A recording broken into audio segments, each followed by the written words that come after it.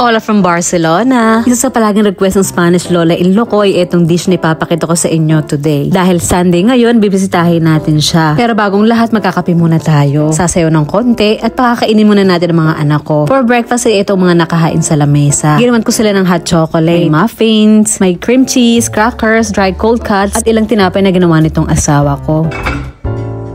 Pagkakain, inumpisahan ko na nga ang pagluluto habang nagliligpit ang mga pinagkainan namin. Simple lang itong dish na lulutuin ko today. Ilang beses ko na rin ipakita ito sa inyo. Ito kasi ang palaging request sa akin ni Lola Marce, lalo na kapag malamig ang panahon. Itong mga karin na to ay kinuha ko lang sa tindahan namin. Merong meat shop at pastry shop itong pamilya ko. Kaya pagdating talaga sa pagkain, medyo nakakatipid ako. Kumuha lang ako ng kalahating manok na hiniwa-hiwa na ni Mr. doon ng maliliit. Lalagyan ko lang ng salt and pepper muna. Meron din ako ditong pork ribs. Ganun din ang gagawin ko. At sinamahan ko na rin isang sausage kasi gustong-gusto ito ng mga anak ko. Ipiprito ko lang mga karin ng kaunti para magkaroon ng magandang kulay sa labas. Habang napiprito ako, nire-ready ko na rin mga gulay na ihahalo ko. Nairita naman ako dito sa lipstick ko kaya inalis ko na. Di kasi ako masyado nagli-lipstick. Naglagay lang ako para di ako magmukhang mapudla sa mga videos ko. So ina nga, kakailangan na lang natin ng sibuyas. Kahit anong hiwa pwede na yan. Malulusaw din naman. Next ay ang bawang. 5 o 6 na cloves okay na. Pero wala namang problema kung lalagpas ka. Bet na bet ko nga pala itong high top table namin ngayon. Para ako lagi may pa live cooking show. Pero mga bata, mga audience ko. Next, carrots. 2 lang siguro. Malalaki na kasi ito. At patatas na rin, malalaking hiwa na lang din. Nagbawas ako ng oil doon sa pinagprituhan natin ng meat. Para di masyadong mamantika at ayun, ibinuhos ko na rin ang mga sibuyas. Gigisa lang natin din, isusunod na rin ang bawang. Next ay white wine naman. Kasi ito lang ang available ngayon. Pwede ding red wine or brandy basta may alcohol. Charis. After mag-evaporate ng wine, ay naglalagay ako usually ng 2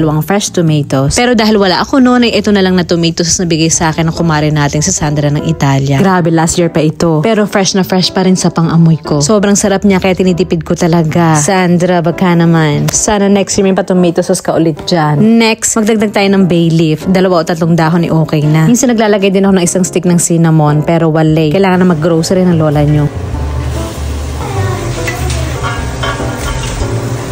So after nga maluto ng konti yung sauce natin ay binuhos ko na rin ng meat. Mag-a-add tayo ng water hanggang matakpan lang mga karne sa kaldero. Once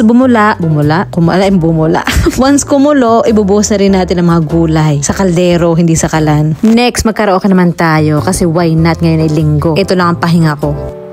Pasko na, sinta ko, sayang sinta, ang sinunod.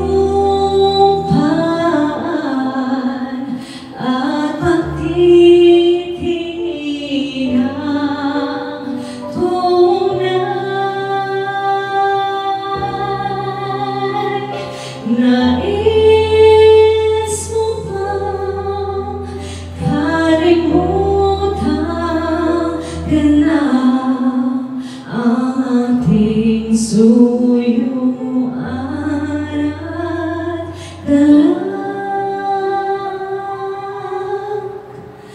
Umawala ka sa piling ko sinta. Paano ang Pasko? Alay ko sa'yo.